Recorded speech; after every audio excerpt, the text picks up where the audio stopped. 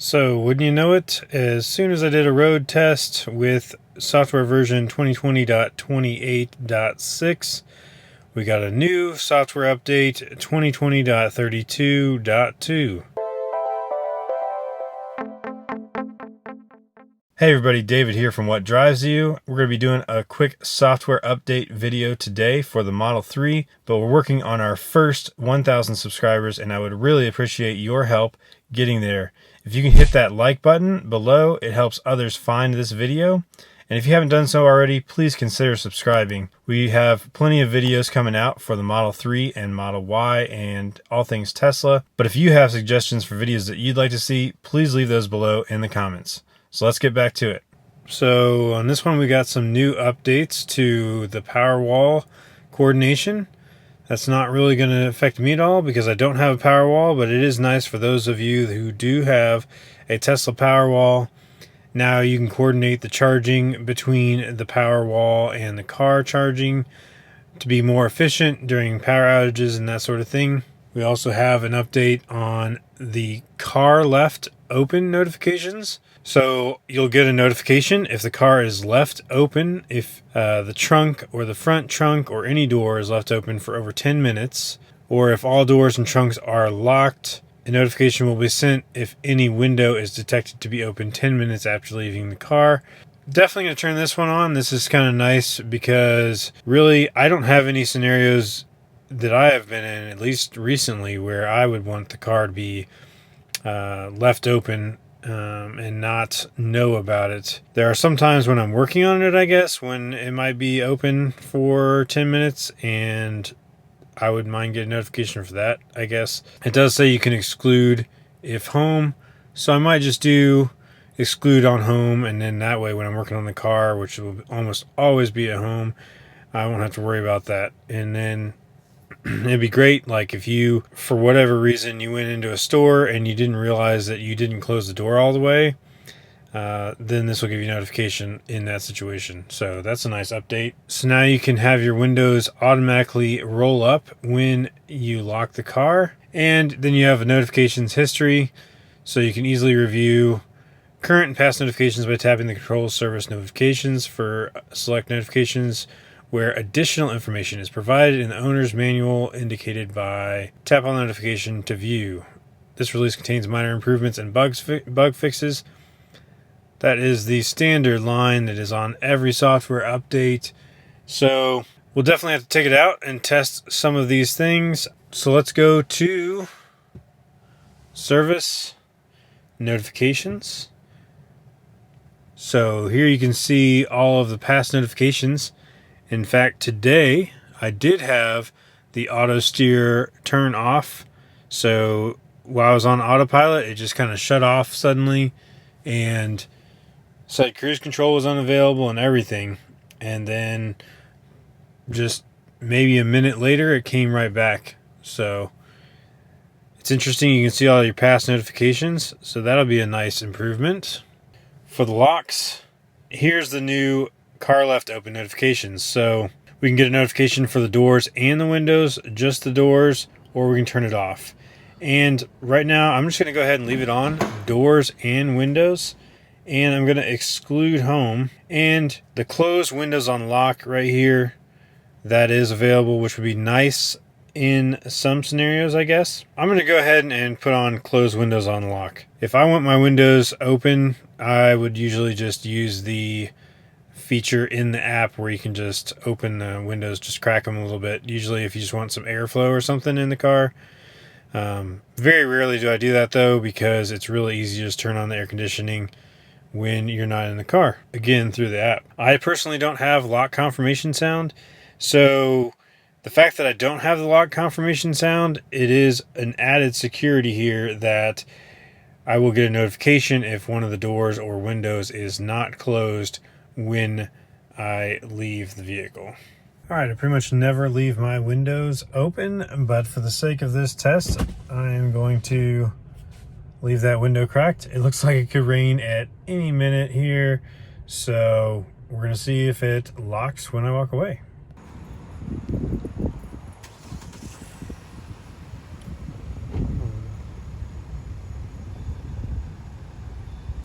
So that's it for this update, software version 2020.32.2.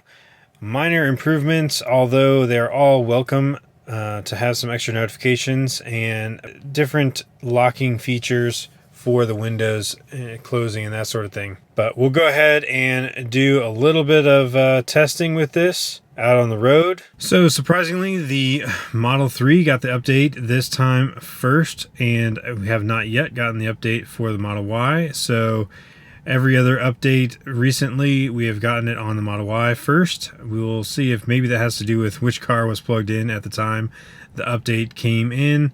I'm thinking that it just is sort of random really at this point, but who knows. Some quick street testing of software 2020.32.2. Okay, we just we just stopped a good 30 feet from the stop sign probably. So that wasn't very good. Sometimes it does stop a little bit early there, but that was probably the worst I've seen as far as stopping way too early. Coming up on our first light here. I don't have a lead car, so I do have to confirm on the stock. And it turned yellow, so it ended up stopping. So that was all good. Alright, stopping for this intersection as we should, and for the car in front of us. But now we should have a lead car to go through this intersection once the light turns green.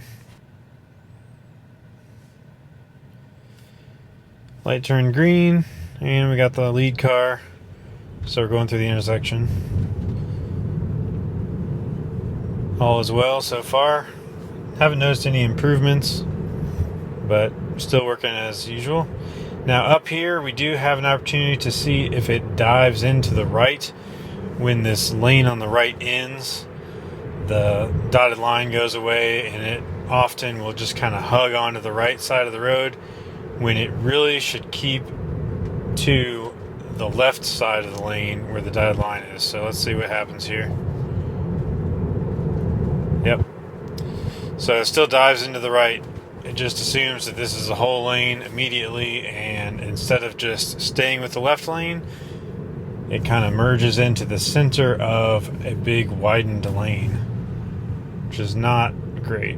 So when I first started testing a traffic light and stop sign control on Autopilot, I did encounter a similar situation to this where you really cannot see the light. We can tell it turned green. It's just following the car. Okay. Nope.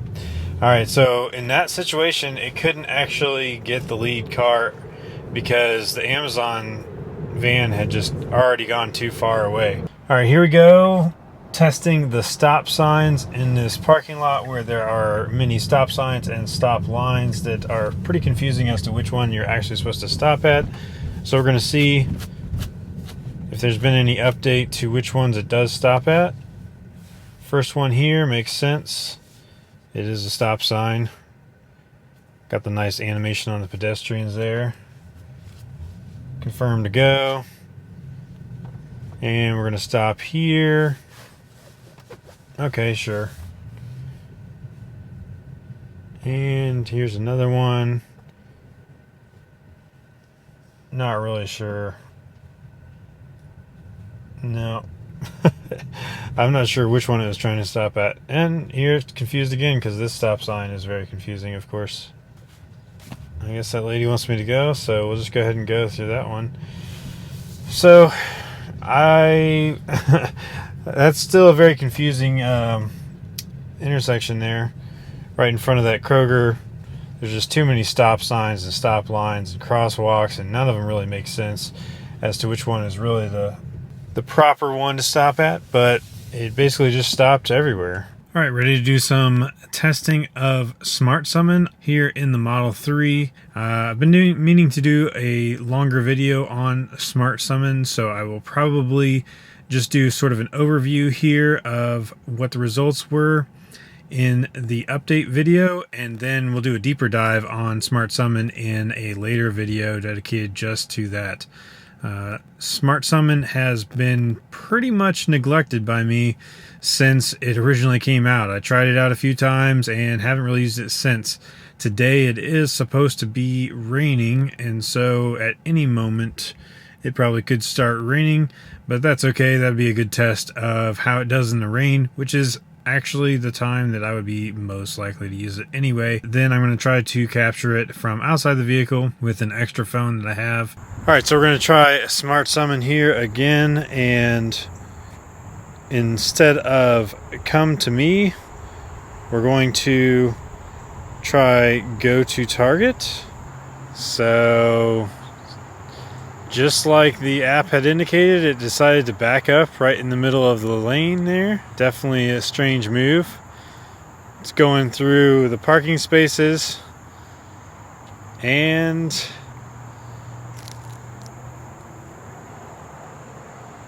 well, whatever. It's getting to where it's supposed to be going, so that's good. Got all the lights on, does the turn signals, and dare I say it is staying somewhat in the lane that it's supposed to be in.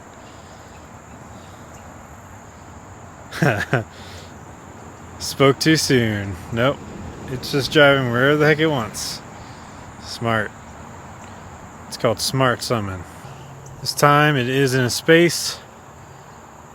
No cars next to it, so it's okay that it just cut off that lane.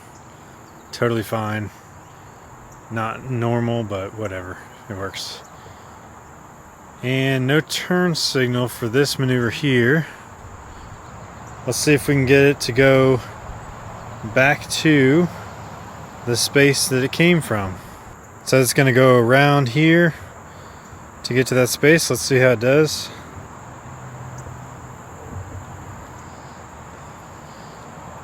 Decides to back up instead. Slowing down for intersection, it says. Yeah, but where in the world is it trying to go? That's the real question. Alright, so I finally decided to just do a nice little backup maneuver there and head towards the space that I put in. Of course, it will not park in a space. It'll just get to the point and stop. Alright, so we had a ton of trouble getting the summon to work, Smart Summon to work with the iPhone 5.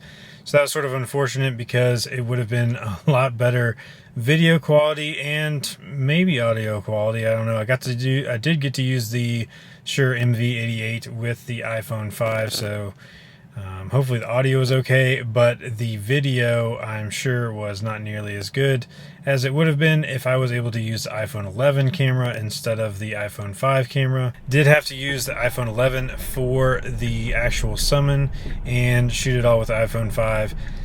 But overall, the impressions are that Smart Summon is still pretty dumb, unfortunately. It is really cool to see the car drive itself. It's cool to see it turn signals on and go around medians and that sort of thing. To get to where it needs to go, it will get to the point, and it will come to you as long as within that 200 meter range or whatever it is. It will get there.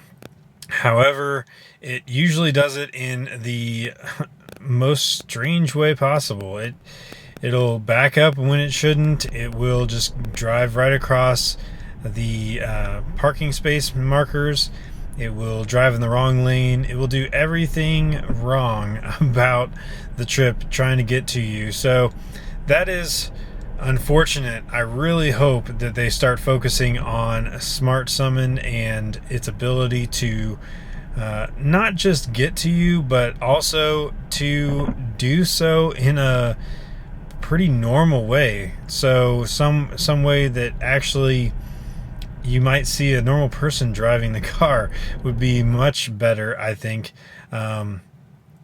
It right now is really just, party trick. I use Summon just to get out of the garage and things like that, but I never use Smart Summon because of the crazy things that it does driving around the parking lot, and you get pretty worried about whether it's going to hit another car or a pedestrian or a curb or anything like that. It It never has for me, but you never want to really take that chance. There you go. Software version 2020.32.2 testing of Smart Summon. I would say Smart Summon has been pretty much unchanged. Thanks so much for watching, and we'll see you on the next one.